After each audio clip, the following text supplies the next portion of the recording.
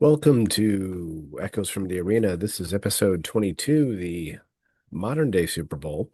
I'd like you to please pardon the dust over well, it's my right shoulder. I am trying to put some things together here whilst I'm still unpacking from my move. But we're going to talk about the modern day Super Bowl today. We are way late on our Super Bowl show, and pardon me, I'm going to have a Lindt chocolate truffle. But we did want to talk a little bit about the Super Bowl, but more importantly, what Super Bowls started big shifts in the league, I think is what we're really getting at. Yes, yes. So, Dad, while I'm chewing this, do you want to tell us about your thoughts on the Super Bowl that just happened, considering you It didn't just even watch happened. it? I didn't even watch it. I wasn't at the game, was not it wasn't that I was not interested in the game. I did keep an ear to the uh to sort of the my phone to check on the score periodically. But I'm an Olympic junkie, Mm. especially the Winter Olympics. And since the Winter Olympics were also on, that's what I watched. So I apologize to all you Super Bowl aficionados, but what I have gleaned from the game, having not watched it, so I hope you can fill in the blanks there, Maddie. But I was not surprised. I just thought Seattle, a few times I saw them this year, they looked like the real deal, a complete team. I um I saw the line was 4.5, and I liked that line because I was pretty sure that Seattle would win by at least a score, like a touchdown. Right, right. Yes. I do know it was a low scoring game until the fourth quarter when Seattle, what did Seattle score in the fourth quarter also, or did they have that large lead going into the fourth quarter? And then New England made it. Honestly, you're asking me questions about a game that I wasn't paying that much attention to. I would say New England made it a two-score game with maybe 7.5 minutes left, Okay, and Seattle went down and scored again. And then New England scored late. I don't even know what the final score was, but my thoughts are this. Both defenses looked really good in the first half. Um, Seattle's looked like they had no answers for it, and the Patriots really did a bend but don't break because they didn't give up any touchdowns. right. Excuse me. I am drinking Canada Dry. It's not booze. Um, and then in the second half, I feel like probably their time on the field caught up to them, and that's where we got. Well, that's where we got the final score. The floodgates finally opened. The Patriots didn't really score until the game was pretty much out of reach. I think it was a three-score game by then. Right. So, and I was very unimpressed with Drake May. And any Patriots fans out there, I don't care. He didn't look very good in a game that I don't know. I guess maybe not a lot of second-year quarterbacks would look that good. I think we're really going to find a lot more about him next year when they have to play a different schedule. Yeah, a little more formative. I've already checked the schedule. A little more formative this coming season. Hmm. But I agree with you. I agree with you. I think we saw the fact that Drake May did not look real good in the playoffs, and I guess some of that could be attributed to weather. But at the same time, you're playing better teams, Hmm. and maybe the real Drake May showed up in the playoffs, which means he's still on a learning curve. He's not the. I'm kind of surprised he was so close in the MVP Yeah, I don't know. I guess that selection. was just a function of the his team's record, I Yeah, think, and the fact yeah, that he limited turnovers. So I think he started to feel like he was more than a game manager, but he still is in kind of in game management mode. You have to Right, get out of that, but you have to get into that, I think, in order to get out of it. right, right. You have to learn how to manage a game, and then you can start to take your shots. But as Chris Collinsworth said, he's the best running quarterback in the NFL. So Yeah, okay. That's Chris Collinsworth. that's Chris Collinsworth again. God, I love when he's on the telecast. He just adds so much insight. It's unbelievable. Anyway, so I think that's probably all the time that I want to give the Super Bowl this year. I like the halftime show.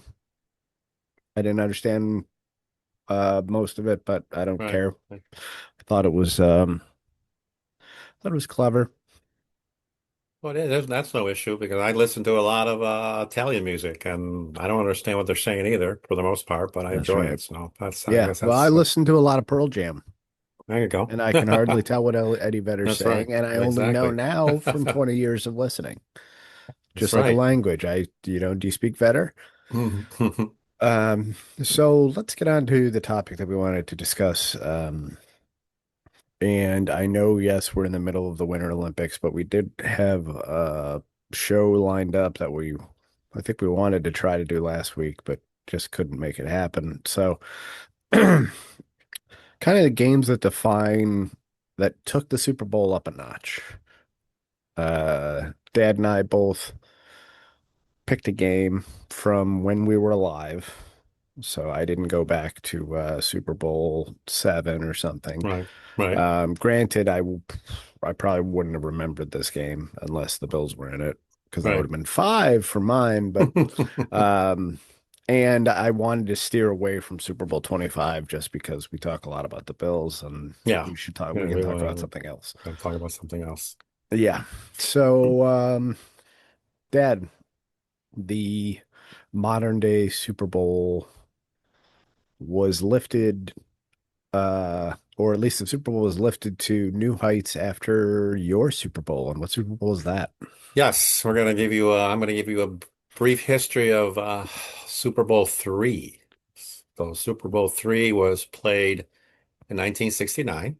It was a year before the merger would occur. Hmm.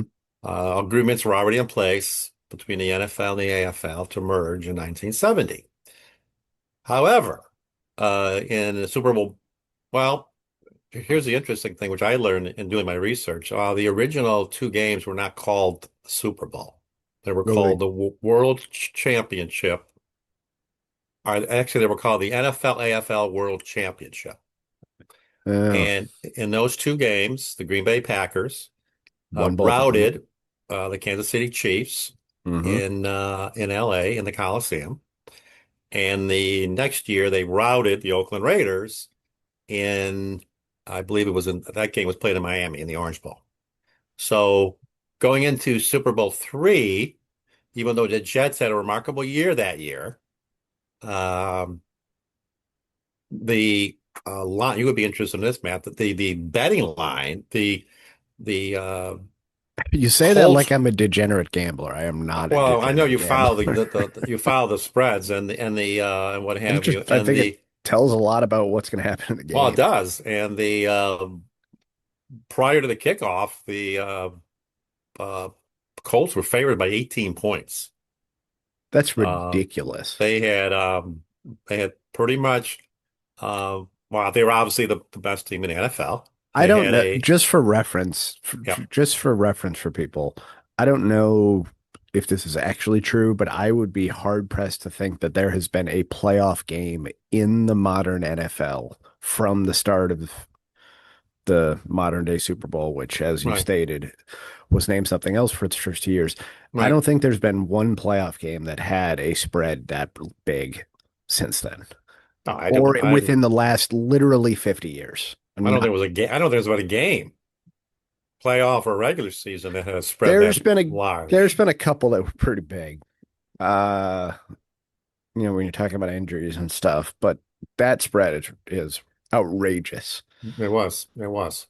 And So, little to, why don't you talk a little bit about, and if you're about to launch into something else, feel free to overrule me on this. But I was going to say, talk a little bit about kind of like who the Colts are at this time, who the Jets are at this time, because the Jets have a celebrity quarterback. yes, they had the first, I would say, the first superstar quarterback, not just in the way he played. There were other obviously very good quarterbacks playing Don't pro look at football his at this career time. statistics because you'll wonder why he's in the NFL Hall of Fame. But Yes, I know his well, even this game, even and I know I'm jumping ahead, but even in this game, he won the MVP in this game, but he only threw for a shade over 200 yards. And I believe scores, it was a 16-7 final. Scores were um uh touchdowns were rushing touchdowns. hmm, So but just to backtrack, yeah, sorry. this was the first uh Stop getting up on the mic like that, please. game that the moniker Super Bowl was used, which was interesting. Which came from the idea, which the gentleman who coined it got the idea from the Super Bowl, Right, ball right. that bounces really Hmm. high when you throw Yep, it. yep. So the game was played in Miami at the Look Orange it Bowl. up if you don't believe me. I believe you. The I'm talking to listeners. the game was played in Miami. Hmm. Joe Namath, as he was officially known, Joe Willie. He was a gunslinger. So He was we didn't know him by his other nickname yet, we did not. We did but not. that's because of this game. Yes, that's because of this Mm, game. interesting. He was obviously one of a kind in a day where pretty much everybody, not pretty much everybody in the league wore the black Rydell football cleat. Joe Willie wore white shoes, and it was just he would wear. There was a game. He had I'm a not sure if it fur was coat on before the this game. sideline. Yes, the fur coat on the sideline when he was hurt. Unfortunately, he was hurt quite a bit because he had very bad knees. He had the same curse that Mickey Mantle had, bad Mm, knees before the age of the arthroscope. So they would mm. have to go in and do major knee surgery, which would put him out for the season. So he was struggling. His knees were wrapped every game, and he just had a hard time maneuvering, but he could throw the ball. So getting back to the game, I think you asked a question about the Colts. The Colts were dominant. They were a dominant team. The NFL was that stoic run first, um, hard hitting, middle linebacker driven defenses. Had really stout front fours. So kind of a throwback type league. The Mm. AFL was more wide open, Passing. lots of throwing the ball, and they That's where there we was get the San Diego Superchargers exactly, coming out of the exactly. AFL. They were the what was their nickname? I don't remember their nickname, but it's They- funny you mentioned them because I was thinking about this very team last night because getting prepared for this show, the Chargers were coached by Sid Gilman. Sid Gilman was way ahead of the curve regarding offenses.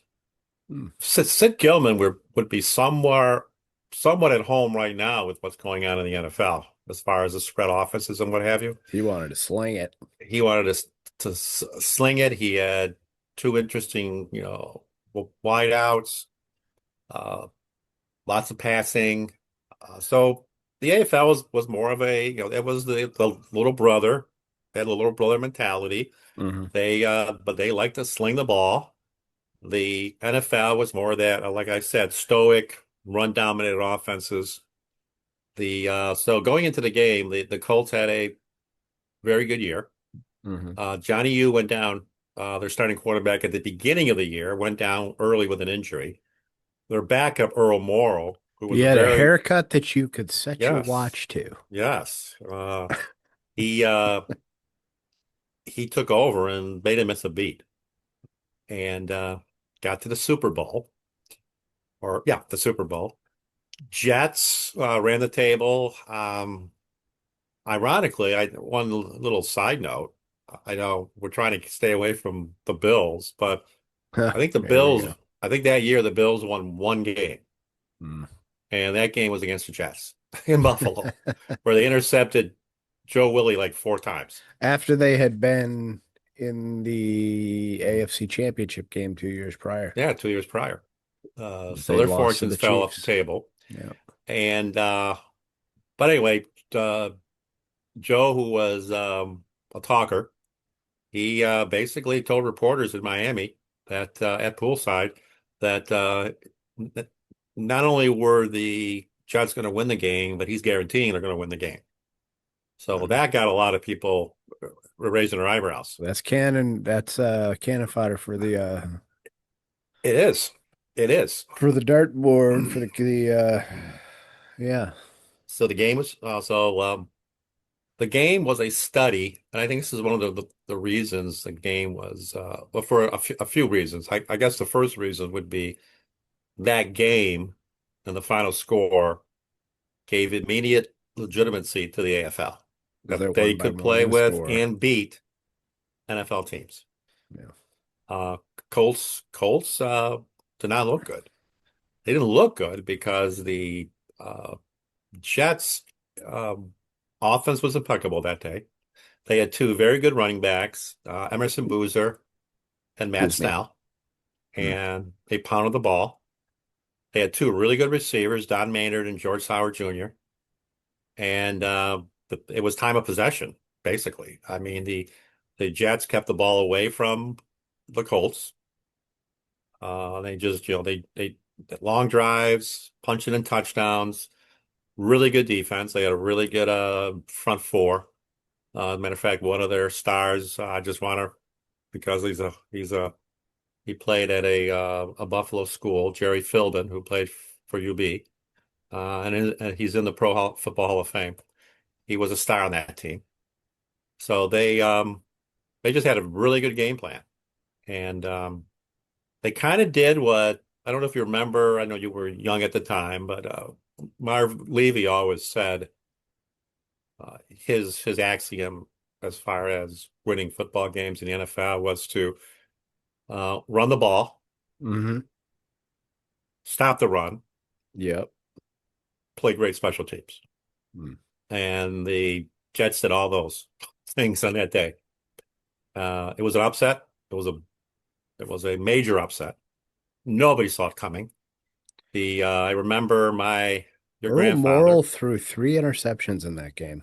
Earl Morrall looked very unsteady in that game.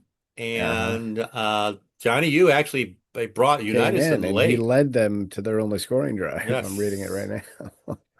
And I was gonna say your grandfather was actually in New York that day for a conference. And the next day he came home. He brought me back to the Daily News and the New York Times, and obviously the cover was Jets, Jets, Jets. So Jets, Jets, Jets, Jets.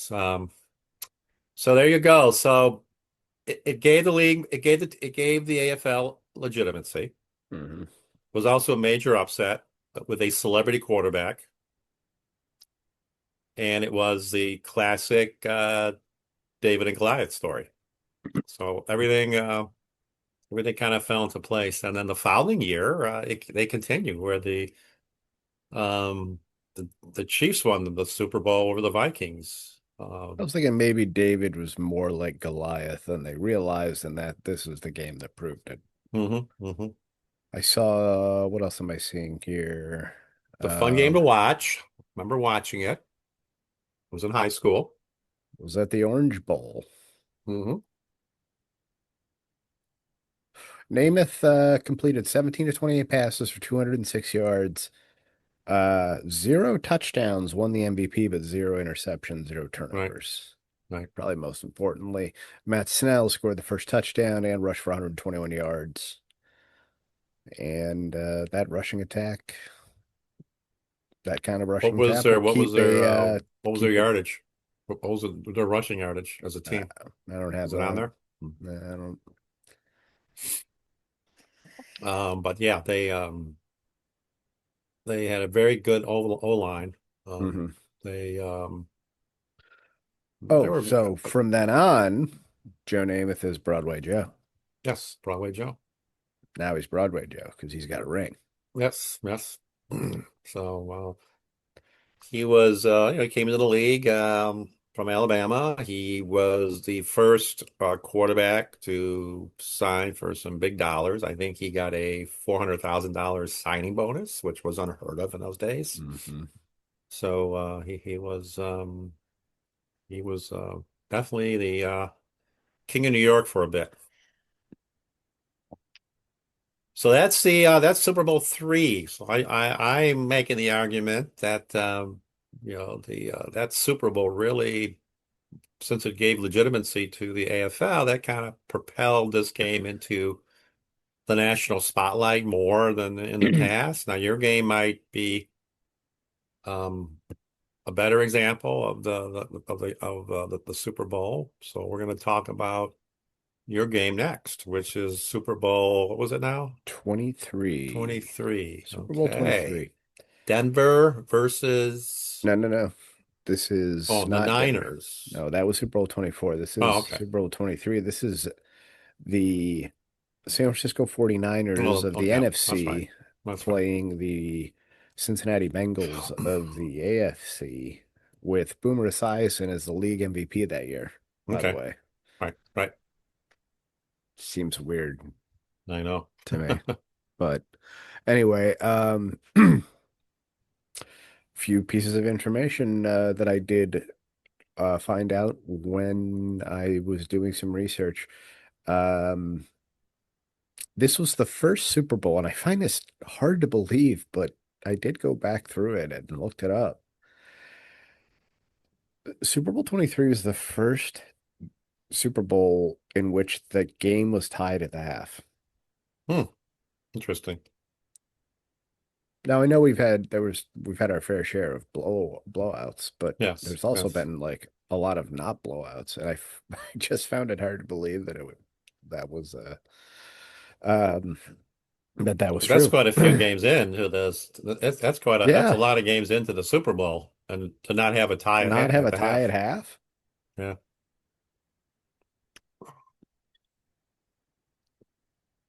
So the game is known for its iconic The Drive, right?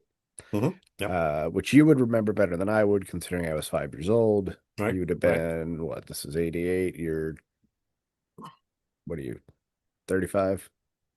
Would have been 35. Yeah, would have been 35. Yes. Yeah, I so remember the game. We watched down that. 16 to 13 with 3:10 left, Montana leads a 92-yard march from his own 8-yard line, finishing with a touchdown pass to John Taylor with 34 seconds remaining. Widely considered one of the greatest clutch drives ever, and it would be really hard to argue, I think, with that. Considering the amount of time that was still left on the clock, you don't want to score too early, but then you go and you score the touchdown. You don't tie the game up with a stupid field goal, and you leave them only, you know, by the time the kickoff is returned, if it's returned, 30 seconds. Yeah. Yeah. Let me ask you this, because I think we talked about this And they earlier, would but have needed to score a touchdown to win then. So okay. This was not the year that Montana engineered that famous drive to beat the Cowboys. Is it in the championship game? you're talking about the catch. The catch with Dwight Clark. That's 1981, I think. Okay, so that's okay. That's So several years that's before. several years earlier. Okay. I think that's like when Montana's almost, Because Joe I don't did know if he's a a rookie. I think he might have been a second year he was player. young. He was young. That was his first. I think that catch, the catch was what put Montana on the map as being a great quarterback. Because he did the same thing in that game. He engineered that drive that allowed them to win because Dallas had Why control of that think, game. I think, why do we call it? It's that's what makes him a great quarterback is, uh, well, I'd be like, I'm the tight end and I'm the one who made the catch. That's right. Uh, But yeah, he I'm sorry, 82. It was January 82. The okay. Dwight Clark, 1980. Well, it was the 81 NFC Championship game played in 1982. So I was kind of Okay. right. Okay. 58 seconds left in that game. 3rd and 3 from the Dallas six. The play called was a sprint right option. Hmm. According to team accounts, Bill Walsh called the now famous sprint right option. Clark later said he usually wasn't the primary target on that play. It was designed for Freddie Solomon, but on the snap, Solomon slipped, giving Clark his Okay. moment. Montana and Clark both recalled that they rarely completed this throw in practice. There you go. There you go. I kind of know the play, and that's not a guy you're looking for, especially, along the back end edge of the Right, end right. zone like that. It's almost like he was throwing it away. And it looked like he was. It was Maybe he was, he because was remember there were times I've seen Josh throw a touchdown, and I'm kind of sure he was throwing it well, what away. was the situation? Was how many points were they behind the Niners? Uh, Did they have to score a touchdown or with a field goal? I Uh, don't know. It was 3rd and 3 so I don't know. on the Maybe he was. six. There was 58 seconds left. Maybe he felt that would put it up No, they there, were down. They were down six. so they had to score a touchdown. So I don't know if he was thrown away or he was putting it in a spot where only Joy Clark was going to get it or it was going to be incomplete, I and mean, if then I they was had throwing it fourth away down. and my guy caught it, I'd be like, I was throwing it to the only place I Yeah. knew my guy could get it. Um, sounds like a play that we ran in Georgia. That we had a waggle play that we had the same. The quarterback had an option to keep it, or he Hmm. could throw to the tight end running a drag route. Hmm. It wouldn't have been run in that part of the field, but we had this guy running a we had the backside receiver running a post, and that post was always No, open. see, I was gonna say, I think Clark was running a modification of that post. He's running Yeah, I it think he was just, running a he's yeah, running it way more shallow yeah. He across the cut it. field because there's usually somebody running a drag underneath that, Mm-hmm. or somebody in the flat after like a play action. Right. Let's get back to Super Bowl 23 for a moment before we Okay. go off on another jag. Um, the Bengals only touchdown. They come in with the uh, reigning league MVP, and their only touchdown was on a kickoff return. Hmm. Yep. Stanford Jennings, Hmm. Don't remember him. 93 yards in the third quarter. It was a defensive struggle. Um, and also a couple things. Miami hosted the game for the first time in a decade, Okay. which I Okay. find kind of outrageous now, Yeah. considering they seem Yeah. to have it every, Right. well within a decade now. Right. Exactly. Um, it was the first Miami Super Bowl not held at the Orange Bowl. It was held at Joe Robbie. Okay. Major injuries shaped the early part of the game. I think I know both of these guys. 49ers offensive tackle Steve Wallace broke his ankle. Okay. Remember him. I And remember you him. Yeah. probably would remember this play. Tim Crumry suffered a severe leg Yes. fracture. Yes. I remember that. Yeah, Remember I that. don't want to know anything about it. He had a hard time coming back. Yes. Yeah. Remember that game? Yes. That was And I just find it so hard to believe that the Niners or that the Bengals were the top scoring offense in the league that year, and they didn't right. even score an offensive touchdown, and they still were in a position to win the game. Yeah. Yeah. Uh, the game was Bill Walsh's last game as San Francisco's head coach. He went out with his third Super Bowl title. And then who was the coach that fouled him? Frank Seifert. Well, Seifert, that's right. I Um, mean, I don't know. That's a piece of information. It'll never make me any money. I think he was on the staff. He was on his staff. Um, Um, and what year was that game at? 19, well, it was the 88th season, so it was in 89. That wouldn't have been the year that the Well, what I didn't talk about was that Jerry Rice was the MVP and just shredded the Bengals in that game for 215 yards receiving wow. and a touchdown. Was that the season the Bengals eliminated the Bills in the early rounds of the playoffs, or was that the year before? 88. Yeah, trying to think of the year they won the AFC East. Was it 88 or 87? We won in 88, didn't win in 89.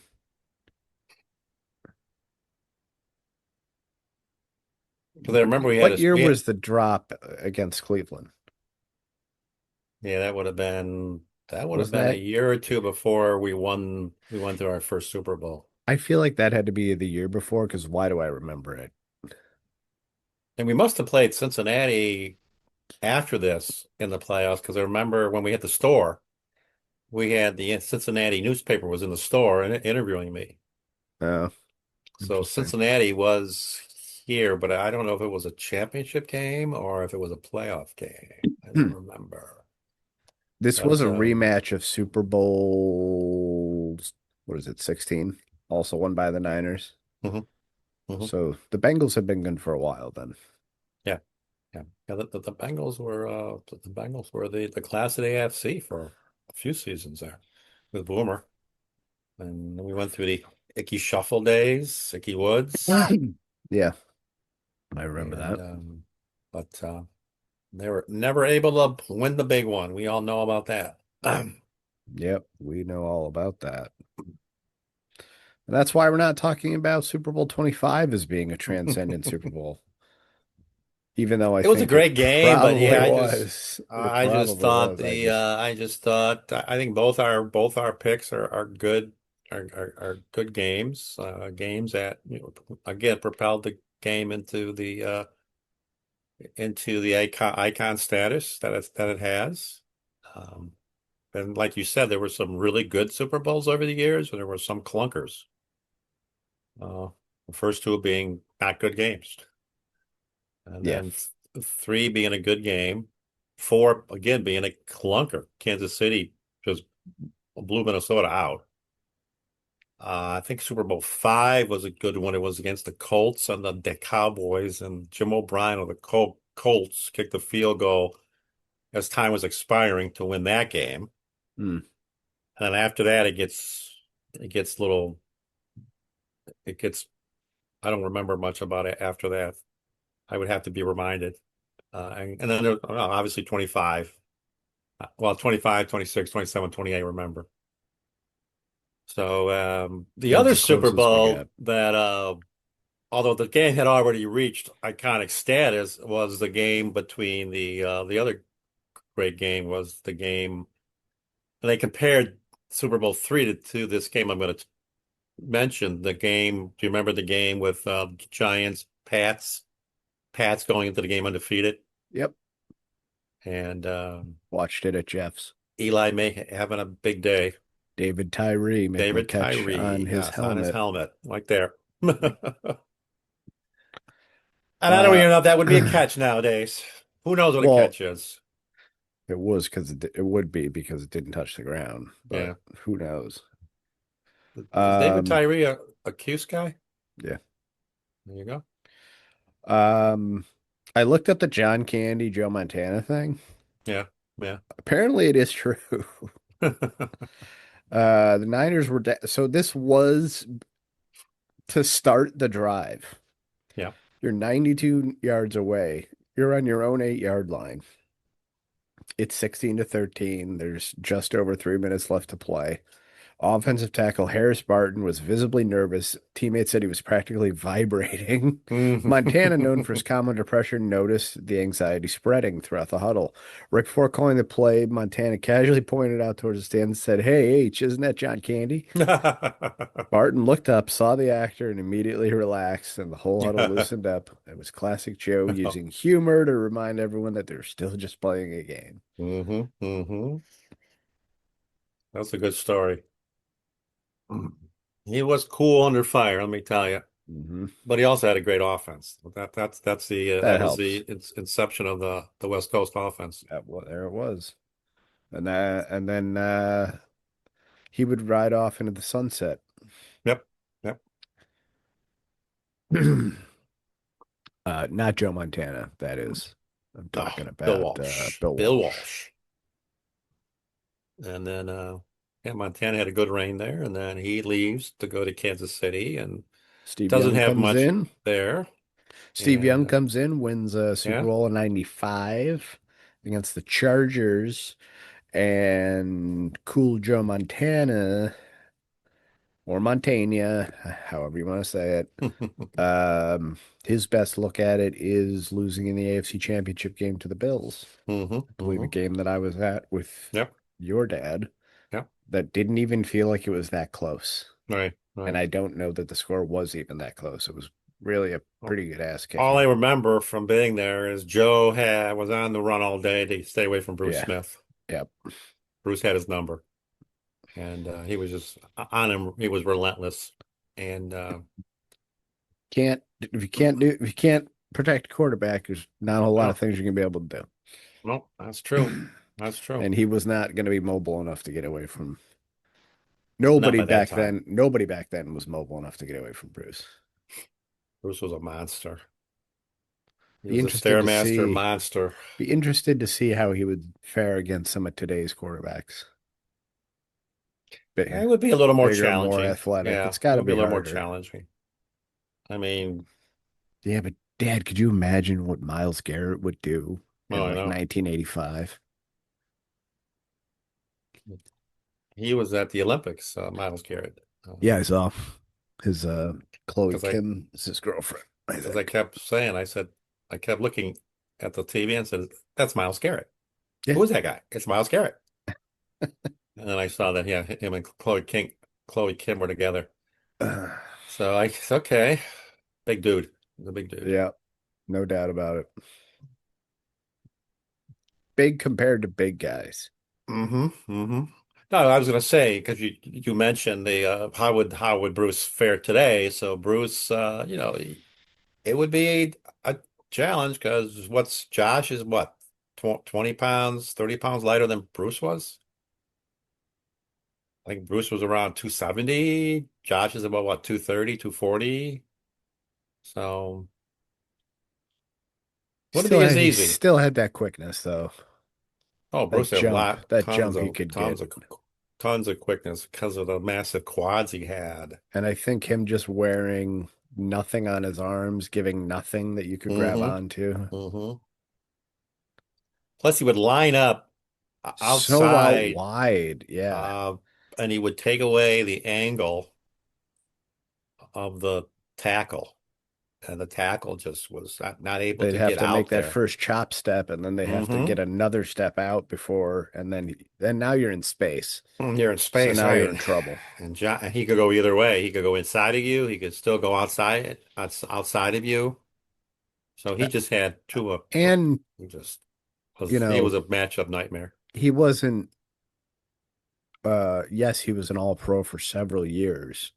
And part of that was because he also could stop the run. He Like could, yes. he could line up way outside and still grab the running back with his left arm if he's coming off the right side, on the left tackle, and he's really lined up out wide in a 3-point stance and really putting that tackle on an island. Well, if they decide to run something underneath that, he's still able to get down there because he Right, could right. shed blockers like crazy because his arms are just like legs. I mean, for the most part, he lined up outside and obvious passing downs, but like you said, he could do No it all, one's really. blowing him off the ball. He's not getting blown off the ball. No, he's not going to get blown off the ball. The worst is going to get it's going to be it's going to be a Mexican standoff at the line of scrimmage, and it's just he's going to muck everything up. But And I'm thinking like, back when he played, when they got Ted Washington on that defense and he could just eat up. Well, you got to eat two blockers up because Ted, even by today's standards, would be quite large. yes, yes. I mean, realistically, how much do you think he weighed? Because there's no way that whatever they put Ted on Washington his, at least three, I would say 340 maybe. right? And they would never say it would never be like they would never list him as that. No. And he did his job because he was in a 3-4. You wanted to play you needed to You needed to eat you, blockers up. you needed to control two gaps, so you needed to eat blockers up. And sometimes you were double, triple teamed even. So he did his job, and But I'm thinking if he was 320, even back then, there's no way that he would be able to somehow consistently eat up three blockers. yeah, Like he yeah. had to be closer to 350. I remember the Like there's no way you 10-6. could block him. There's no way you could block him with one guy. No, I know. Well, no, Like the no center way. can't block him. No way. He's That just going to center get needed pushed help. back into the quarterback. They had a double team him or chip him. Well, they could have chipped and the guard could have chipped him going up to the next level, but he was a terror. He was hard to Yeah. handle. That's what you need in a 3-4. Not going to make the Hall of Fame either. It's a shame No, he because won't, here's the unfortunate. thing. I think it was something like, and I should look this up before I say it, but I'm not going to because it's not something. It's something I'd really have to. It's something I'm going to have to really look into. But I thought I had heard a statistic that for every season he played, it was like all but three seasons did that team not finish in the top 10 in run defense. Hmm. And he played a lot of years. Yeah, he did. Yeah. Because when he left us, he was with the Pats, right, for a bit. Yeah, he was still effective. So, yeah. I think he went on and played for someone else too. He was in the league for a while. So, you have anything else you want to touch on Well, I regarding the really awesome Super Bowl that we think had? we covered. I'm glad we talked about those two Super Bowls that kind of give us a perspective on why the game is what it is. It's not only a football game, it's a cultural phenomenon. Um, but yeah, this year's Super Bowl was I didn't even watch. Did you watch any of the lead up to the game? I mean, because obviously it went all week.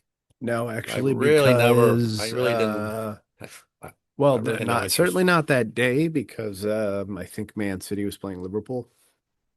Yeah, they were. Yeah. So I was not interested really. I hadn't even made the decision if I was going to watch the game yet. No, Uh, your aunt and I we were definitely going to boycott Super Bowl because of the uh the malarkey with the I know I'm gonna get Pats fans mad at me. But with the malarkey with the game against San Diego where Justin Herbert looked like he never took a snap before. yeah. CJ Stroud looking horrible in that game. And then, ironically, Bo Nix gets hurt in overtime, and you're playing a quarterback that didn't take a snap for over a year. So Yeah. In a driving snowstorm. in a driving snowstorm. So, you kind of think, okay, is this going to be a game? And I I think just what you don't said, it really wasn't. know. I just don't know that. I don't know that group, although that this even this group of Patriots offensive players is probably going to get kind of blown up because I don't imagine Diggs is going to be there. But I was going to say, like, I don't think that group is making another Super Bowl. No, I don't think so. I think they're going to have a challenging schedule next year. I don't think they're going to make, they're not going to That win the isn't to say division. that May won't make another Super Bowl, but I think that iteration of the Patriots, as you get good, you also have to start paying people, which makes it Well, harder to stay we're good. finding that out with the Bills. Bills, right. Got to make Uh, decisions. I want to jump back to Ted Washington just for a second before we sign hmm off. hmm Ted was actually over 375. Wow. Well, that's okay. That makes sense. He's a big man. So he was 6'5", over 375. Yeah, I was gonna say he He wasn't your wasn't short, prototypical nose tackle, and usually nose tackles are heavy, but they're not that tall. but they're not that heavy. He was just a mountain. He was just So bigger than heavy. You not know, only did guards he, and centers can't climb to linebackers if you're you're in the way. 375. Uh, And then your linebackers stay clean and are probably just eating up all the tackles. the funny part of it is, yes, he had a two gap responsibility, but he took up two gaps. So he could take on more. He could. He could. It's like you're not plugging gaps anymore. All he really had to do is just hold, basically go in there and muck it up. And that's really Just all he had to just do. hold the line of scrimmage. Because if he held the line of scrimmage, Because you now can't run your there. linebackers can run downhill on Yeah, runs. right. And So if you're that big and you just choose a side or you see something on tape because they were still watching tape back then. yeah, But you see something on tape and he sees something on tape and decides to collapse down on a side, he's just going to collapse the running lane as opposed to like stuffing it. The whole thing's just going to collapse. yeah, yeah. But it's a shame that the stuff that he did doesn't really have statistics that quantify it to actually prove that he's a Hall of Famer, but I think he is a Hall of Famer. Well, he definitely was the type of guy that he was a what am I trying to say? He was a he really hit his approach because of his size and his quickness, his approach just radically, impacted games. So Hmm.